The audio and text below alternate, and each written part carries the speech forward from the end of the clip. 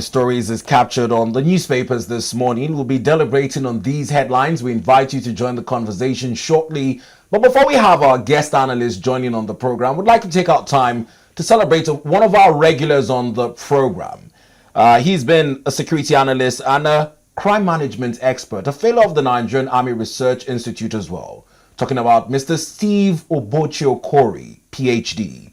Would like to celebrate you on the occasion of your 50th birthday, and it's our prayer, of course, that God will grant you long life and continue to strengthen you. Well, Bito has quite said it all here on the program. We wish you a very happy birthday, sir. Thank you for always availing yourself for discussions on the program. You're a friend, you're a family, and a brother to the station. We wish you the very best and many more years of awesome celebrations. Well, that being said, our next guest joins us virtually to deliberate on headline stories this morning. He is the president of the Nigeria Nexus, Patriot Desmond Fowobi. Hello, Patriot. Good morning and welcome to the program. Morning, gentlemen. I bring you sound greetings from the Center of Excellence this morning. Well, going into the matters available for our discuss this morning is the by-elections of Saturday.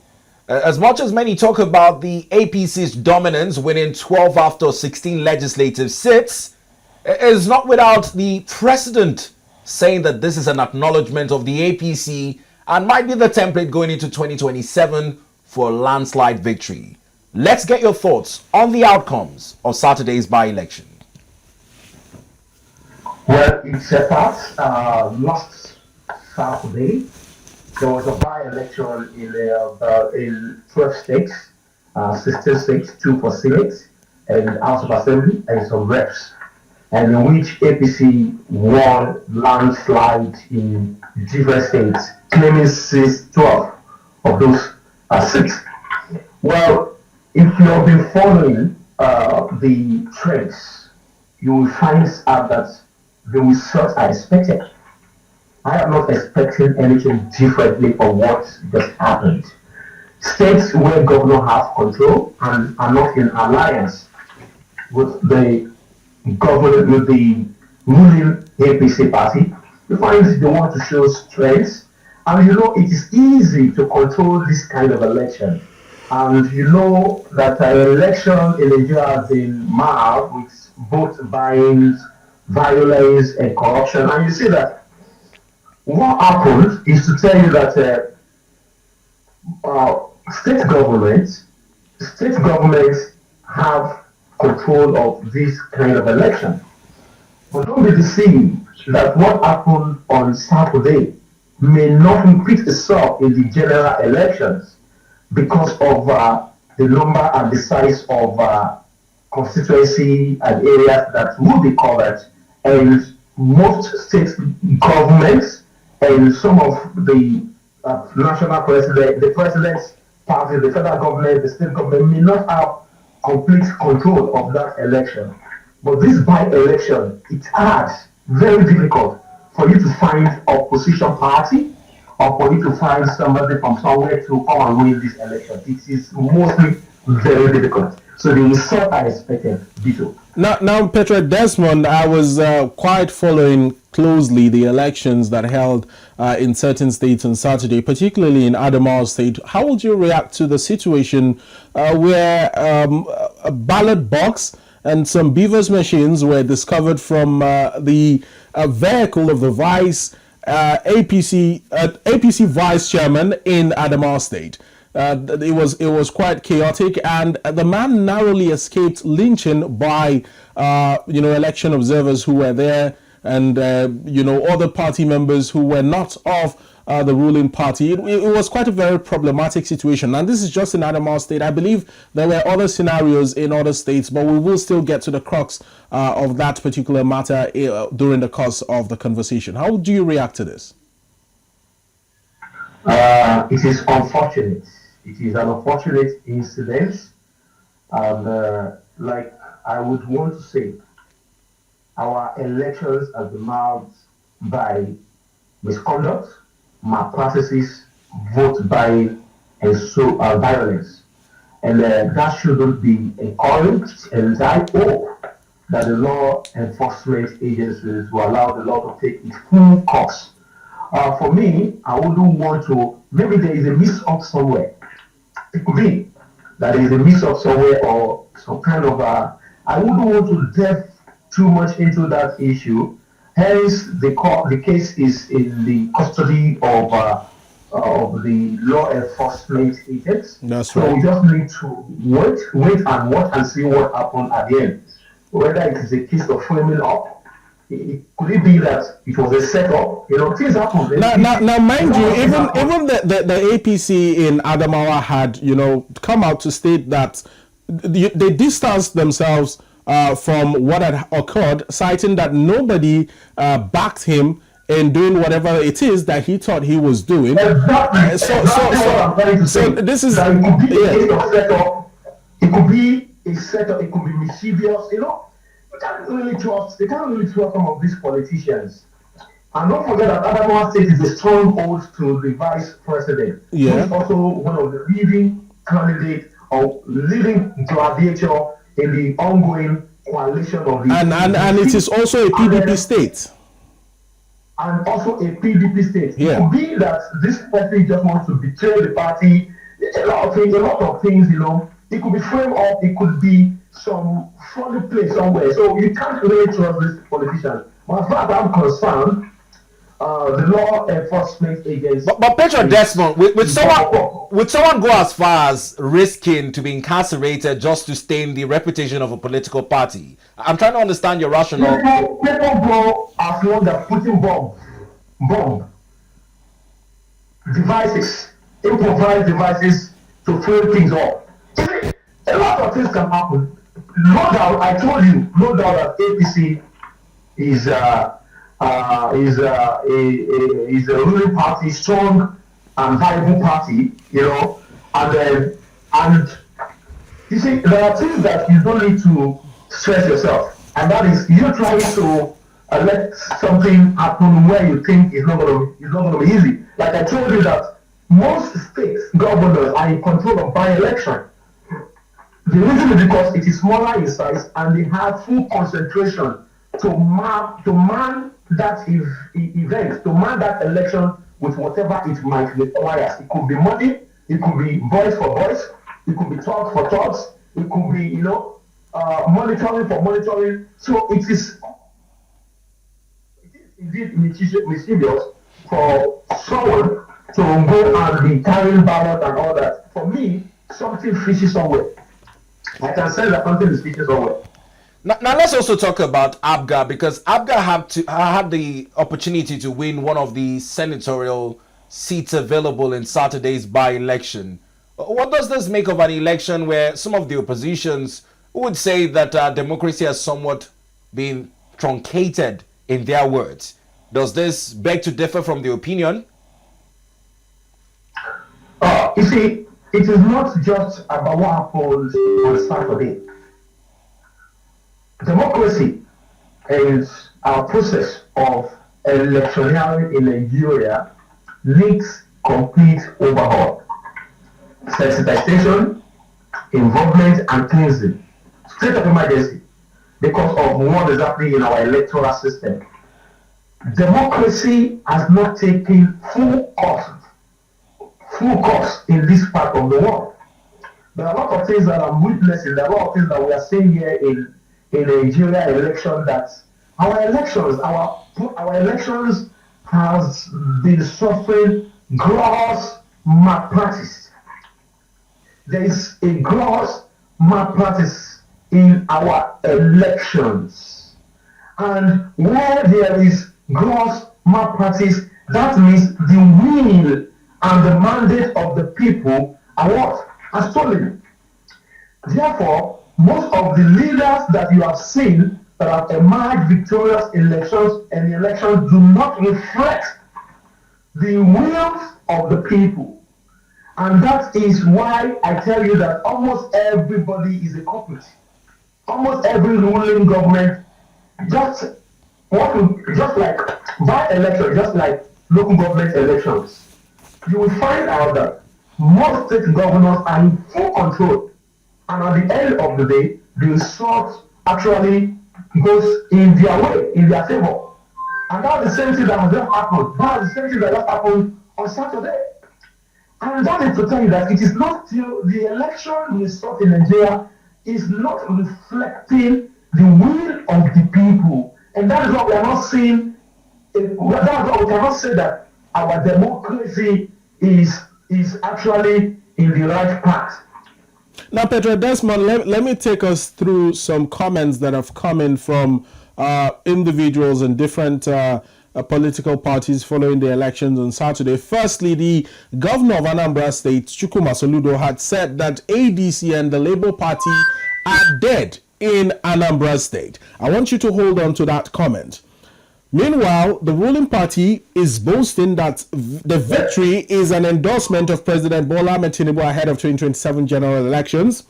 ADC is alleging intimidation and corruption, while the Labour Party says it's a mockery of democracy, travesty of justice. And finally, PDP chief dismisses exercise as a fraud. Now, all of these political parties, the PDP, the Labour Party, the ADC, are all saying that they are not comfortable with the outcome of the election.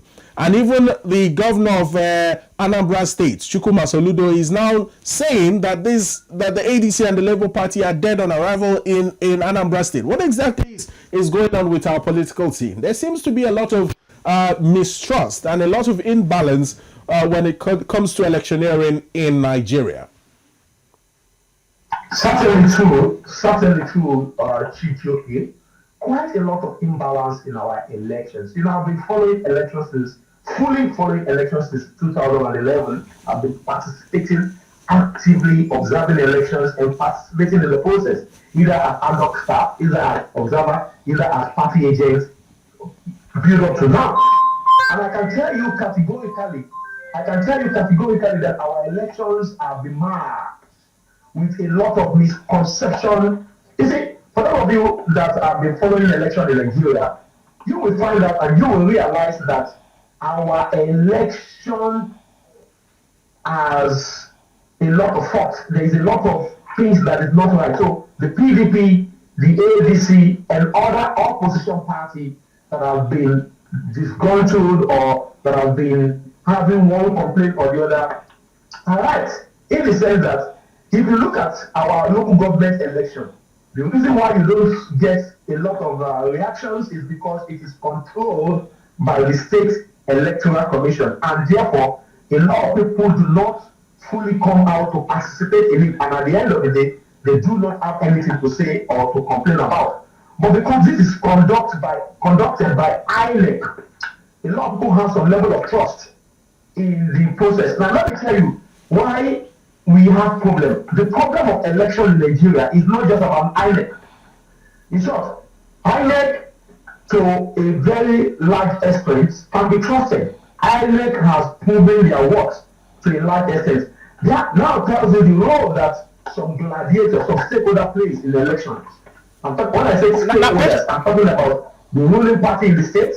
I'm talking about the position of money politics, the position of thuggery, the use of thuggery and violence in elections. This thing takes place in almost all states among the ruling party, opposition party, irrespective of just like Abga. You find out that if you go to Anambra, there are a lot of people complaining. A lady was complaining. A lady that was, raking in early victory in Anambra State under ADC. And at the end of the day, she lost. You see, one thing is just like Obi during the 2023 general election. In most southeastern states, you find out that Obi winning with high percentage, winning landslidely with great percentage. And that is to tell you that our electoral processes in Nigeria needs to be updated or upgraded with the use of technology that would eliminate the issue of money politics, the use of violence, and some other factors, some other biases that have affected the credibility of results of elections in Nigeria. What I'm trying to say is that my personal opinion, most of the elections you see and the results you get from the from everywhere in Nigeria does not truly reflect the wills of the people. Now, Patriot Desmond. Or the other. Patriot There's a Desmond. compromise, either by INEC or by the people or the stakeholders involved in the elections. Now, Patriot Desmond, staying with the Anambra case study, particularly from the angle of the influence of the ruling party or the party that is in power of the state, whichever way you look at it. In Anambra, the gap between the winner of ABGA and his closest rival from the APC is a gap that has seen the ABGA candidate, Emmanuel Nwachukwu, poll 90,408 votes, with his closest rival, Chief Azuka, pulling 19,847 votes. Chijoke had quoted the comments coming in from the Anambra state government. He had also talked about the early results and what I call them premature jubilations by the lady at the time. Looking at these margins and all that has characterized Saturday's elections using Anambra's case study, would you say that there was an influence of the ruling party or the party in power? The party in power, not really, the party in power. The party in power, for, first of all, you need to know that the governor is from ABGA. Yeah, that's why I'm asking the question. Would you say his influence at the state supersedes federal might? Because the APC was the closest rival, and the gap between... That is exactly what I'm trying to explain to you. And that is why you see that President Bola Ahmed Tinubu have been trying so much to build alliances and relationships to see that he can win before elections, to get more governors on board under the All Progressive Congress, APC. The reason why the president is doing that is because you find that there are certain factors that influence the source of elections in everywhere in Nigeria. If you listen to me carefully and you understand my narrative, what I'm trying to paint here, what I'm trying to emphasize on here is the fact that there are certain factors that if you can put into consideration, it can affect the outcome of elections or results. And that's one of it is that money politics, the use of violence and influence. Most states today, where this election has been conducted, you find out that the governor in charge of these things comes out victorious. Look at your state. I don't know why you're not talking about Oyo, for instance. Look at the election that took place in Ibadan. You find out that the ruling party did not win. It was PDP candidate that won last night victory. And what was the effect? What was the influence? The governor, the state governor influence.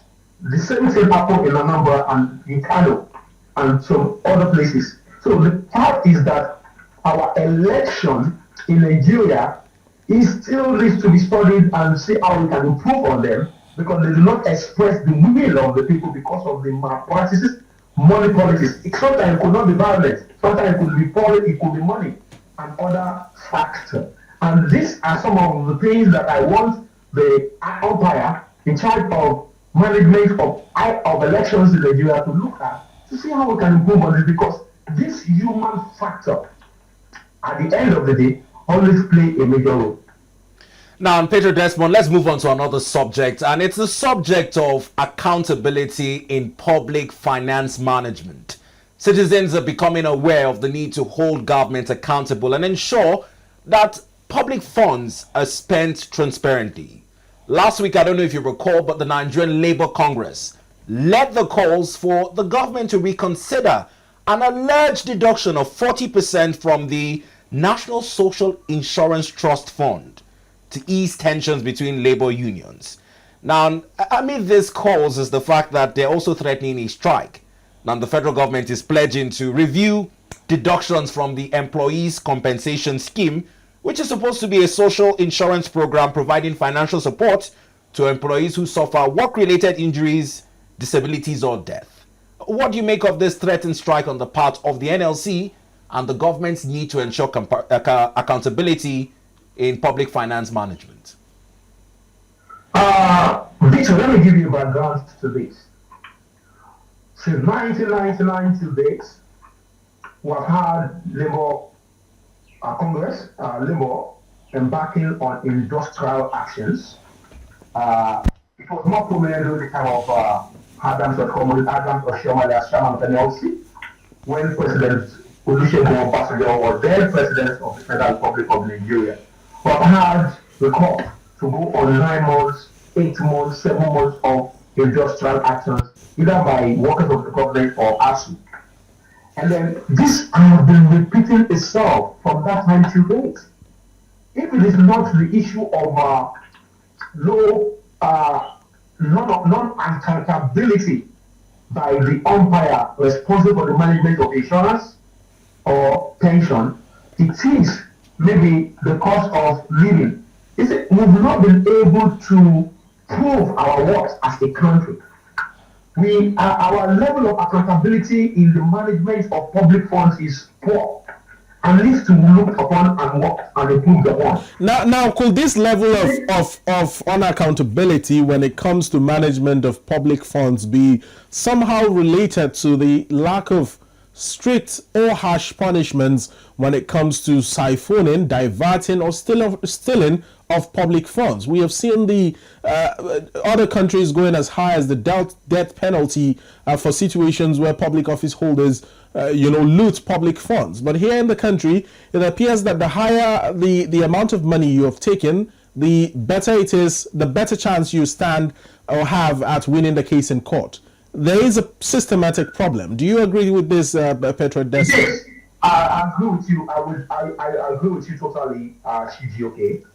If you look at our financial laws, financial crimes and financial laws, you find out that it is different from the criminal justice systems. And then if we must address these anomalies, there has to be a balance, there has to be a meeting point. There are some financial crime or misappropriation that should find their way into criminal justice system. And that would mean that there will be certain judgments that will now serve as deterrents to any public servant who may be thinking of stealing or looting public funds. As of today, Shijoke, I must confess that stealing government money is highly lucrative because at the end of the day, you'll be asked to go for 6 months imprisonment or 3 months imprisonment or even pay about 10% of the total money you stole. In this case, you find out that stealing by this high-profile individual in position of influence of elected positions in the country finds it highly lucrative to steal because at the end of the day, you just pay a bit of what is stolen. And that is why you see that a lot of people, even going into governments, going into elections, going into governments, going into public offices, most of them, they have mastered the craft of coming to steal. Some of them, they are more sophisticated in stealing.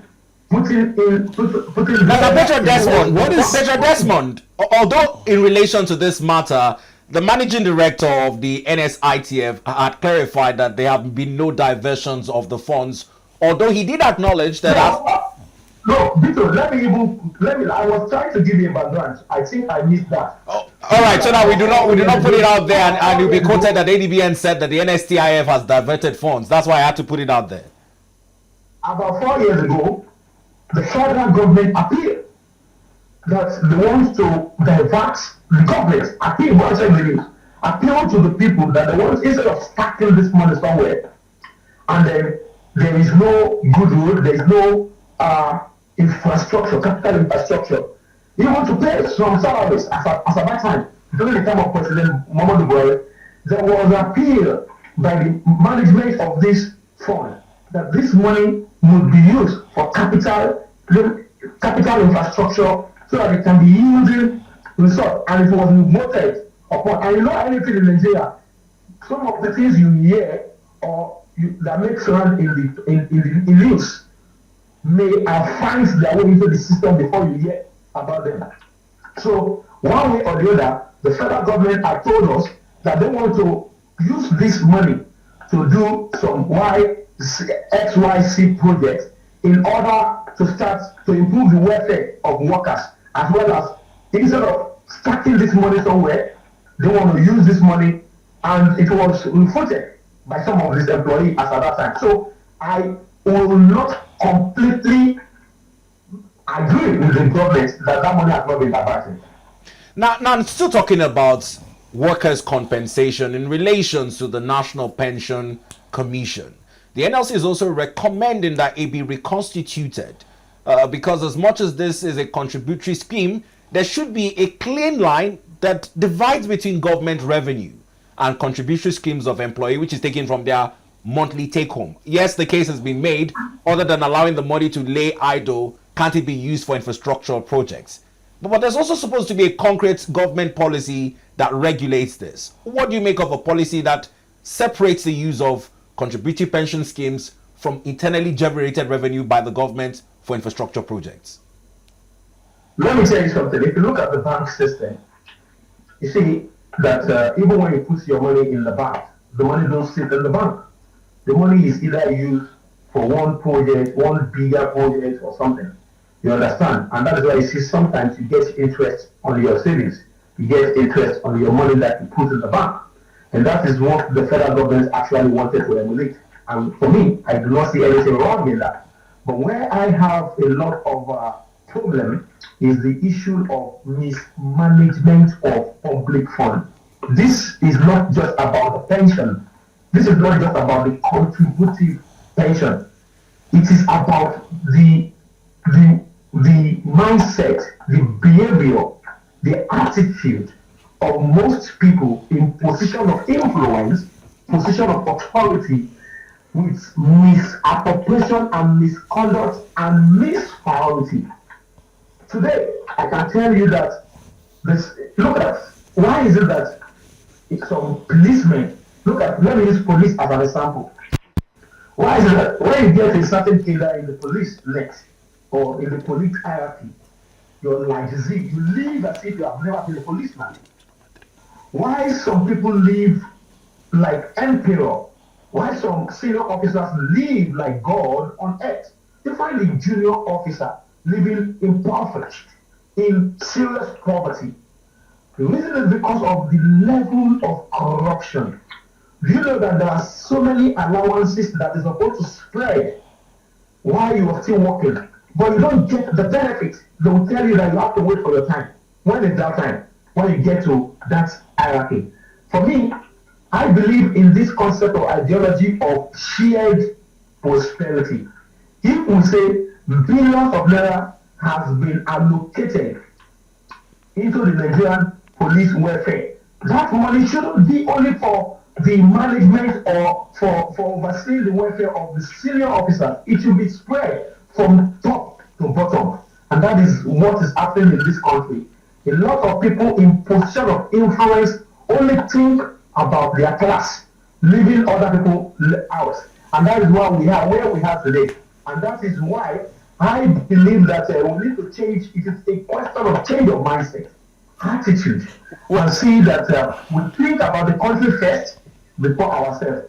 In as much as a lot of people always think about themselves, we will continue to have this kind of complaint and issue. For me, I see nothing wrong in using this money for capital infrastructure as long as it is bringing dividend. And the way we manage money in this country, the way government manage, federal government, state government, the way the government manages money, prioritize the welfare. If the priority is the welfare of workers, whether serving or retired, there is always money that comes in. It's just about to change our system.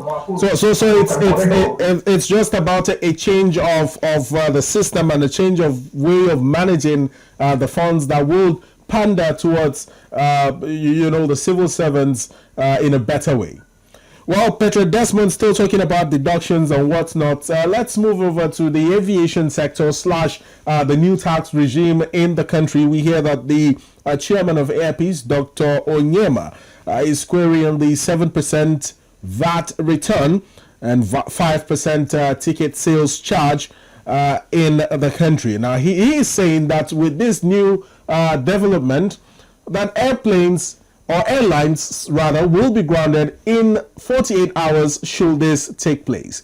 I don't know if you are quite conversant with the 7% VAT return and the 5% TSC charge. What would you make of this situation? And is the chairman of APC right in his concerns about these deductions?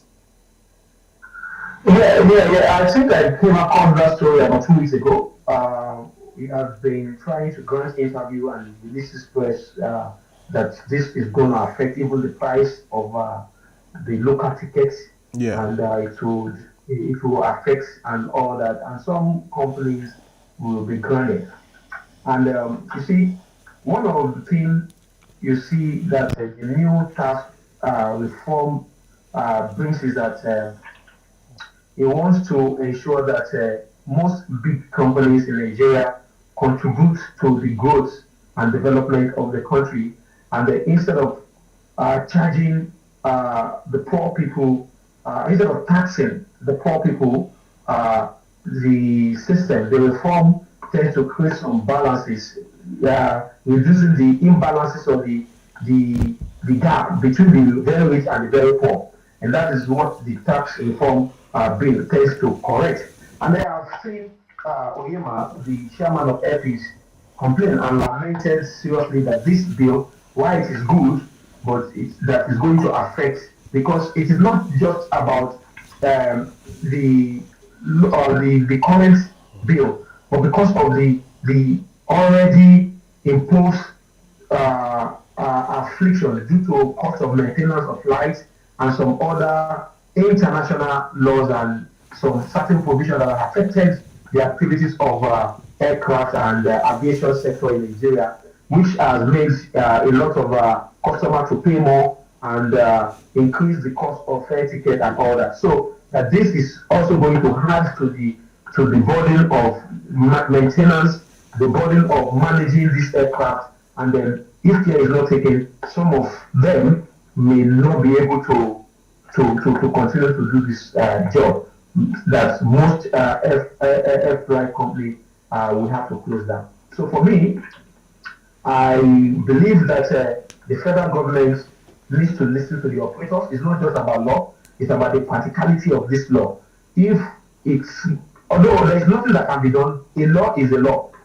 It cannot be amended overnight. But I agree with you. Why is it now? Patriot Desmond. Why is it now? Why is it now? The question is, why is it now? Patriot Desmond. More than 8 months. There are more than 8 months window for Oyema and the others to express their dissatisfaction about certain aspects of the law. But they kept quiet. There were public hearings here and there. Why is it now that you are coming out? That is, for me, is a jeopardy. Patriot Desmond. For me, it's the question of the level, it's the question of awareness, the level of awareness. Like you rightly said, before the tax reform bills were passed into law, there were extensive deliberations. Do you think that the level of awareness, particularly about such bills, are not really carried to the latter? Because I listened to him and he was lamenting that the 5% ticket sales charges paid to the NCAA by airline operators add to the number of burdens in taxations and obligations, and that the end cost of this would be translated to customers, the flying members of public, who would have to pay high airfares to be able to board these airlines. Now, the new tax regime starts on the 1st of January 2026. Is there anything that can be done? It's a law, it's been passed into law. Is this cry for help coming too late from Dr. Allen Oyema? First of all, B2, what I want you to understand about the new tax reform is that the law, so to say, by the president, the new tax reform bill, tend to stretch the rich, not the poor. The federal government believes that in this country, the inequality or the gap between the poor and the rich is very high, is very, very wide. So they want to undertax the poor and put the burden of taxation on the very rich. And if you look at almost all the sector where you can get luxury that reflects that most people that patronize this are wealthy people, that is where you see that there is a big increment in taxation. Because before now, the poor and the rich, they're almost sharing the same thing. But right now, rich businesses, conglomerates will have to pay more, while small business will pay less, just to bridge the gap. That is the philosophy of this particular law. But what I'm trying to say in respect to this is that there were windows, opportunities, awareness level was very high. there was nobody in this country that did not know or hear about the tax reform bills. These bills, public hearings took place in the 6 geopolitical zones. Beyond the 6 geopolitical zones, there were advocacy, there were campaigns, there were a lot of information around it. Why is it that those who were affected, why are they just waking up? Now, for me, I can sense some jeopardy somewhere, and for me, as far as I'm concerned and law is concerned, they will need to start complaining until when a National Assembly member will sponsor a new bill to National Assembly to correct some of those anomalies. Our laws are not very rigid, they are flexible, they can be amended.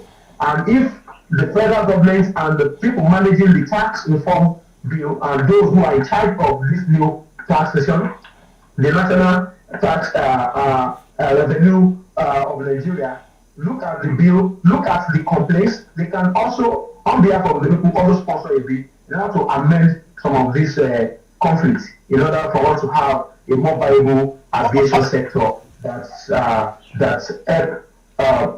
sustain a more sustained aviation sector. All right, it seems as though Nigerians are becoming more cautious of these loopholes in demanding for accountability and transparency in the use of public funds. Now, in light of this, there are more calls to the federal government with advice from civil societies against awarding contracts to corruption-stained firms.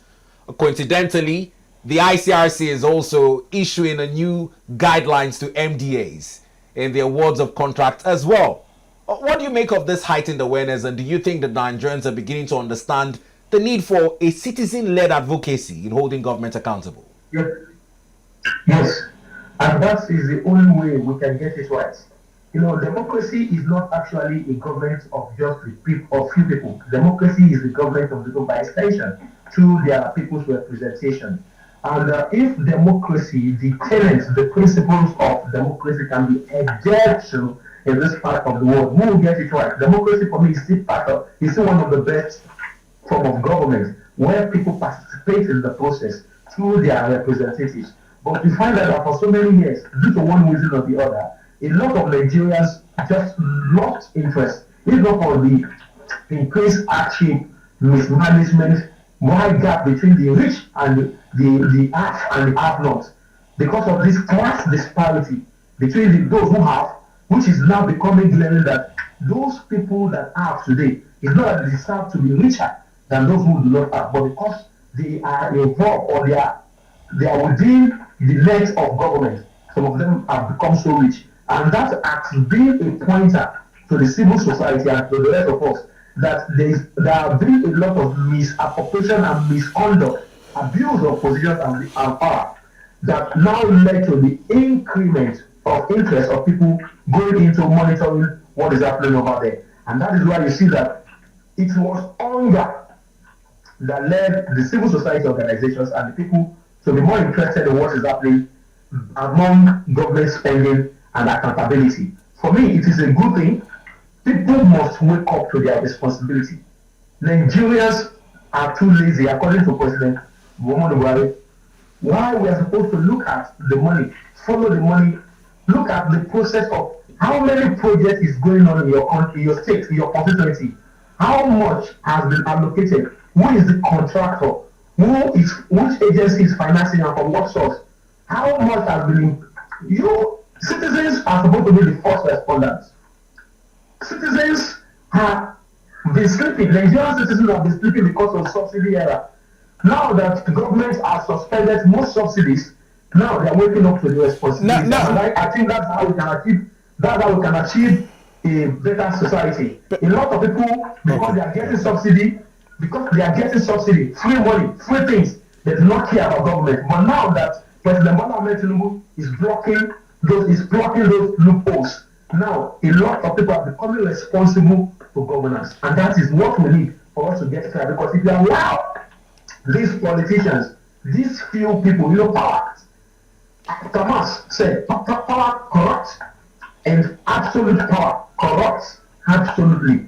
Which means if you allow these few people that you have elected to govern us, some of them, because of their appetite for luxury, appetite and greed, they will misappropriate whatever we put in their hands. Now, Patriot Desmond, we put them there, we do not completely trust them. We should follow the money. We should monitor them. We should know what they are doing with our money and ask the right questions, not begging for money. Now, Patriot Desmond, it's quite technical in some sorts. While you allege that it is hunger that made Nigerians more interested in following the money, it's also about the technicalities in the frameworks, particularly with private-public partnerships.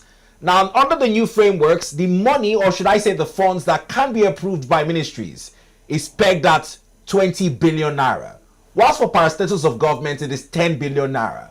I will tell you for free that even myself in the practicing journalism space, not until recently, did not know these benchmarks of ministries' approvals and the signatures that can approve on it. Quite recently, many Nigerians raised the alarm when it happened to the humanitarian ministry, in which that money was sent into a private account as against the guideline for it being procurement related towards a contractor's account. How do we get this message to Nigerians in terms of the sums and technicalities guiding the disbursements of funds by MDAs in their award of contracts? It is easy, Vito. I think the best part of the ball rests in the hands of journalists and public educationists that are willing to educate the people. But for us to be able to achieve that in this journalism space, we need a strengthened freedom of information bill, and we need to have a sector of the society that is responsible for everybody that breaches that freedom of information bill. For so many years, I've heard about this, but I've not seen it work in action. We don't have freedom of information and access to information. One of the most easiest ways is this oath. There is this technicality, like you said, this oath of secrecy signed by most civil servants. There needs to be some amendments to it. Until we have that amendment to some of those secret laws that guides and binds their activities and action, we may not have that transparency and accountability you are calling for. Now, the truth of the matter is this: there are a lot of civil servants that are displeased with the level of misconduct and gross mismanagement of funds that cannot speak out because of the oath. So there has to be a mix of expressing wisdom with this whistleblowing. We need to see how we can make it more creative. Whistleblowing, they have to develop some technology that allows civil servants to blow whistle. In a more streamlined manner, you mean? In a more streamlined way? Today, yes, as of today, civil servants cannot blow whistle. And they are the first police, they are the first people that is aware of these things. Some of them, they leave service with some of this information. Because they cannot, because of the oath they have sworn, they cannot speak out, they cannot grant interviews to the media, they cannot expose certain information. You will find out that there are sometimes you go to the ministry to get certain information, and it is totally impossible for you to get those information. And we are calling it a public office. Yes, what makes this office is public? When we, the citizens, cannot get any information from there. Well, Patriot Desmond, I wish we had more time to continue the conversation, but I think you've done good justice to this lineup of conversation here, this newspaper review that we've had with you this morning. We must thank you so much. It's been a pleasure speaking with you as always, and we wish you the very best of the rest of your day over there in Ekpe, Lagos. Same here to every one of you in the studio. Thank you.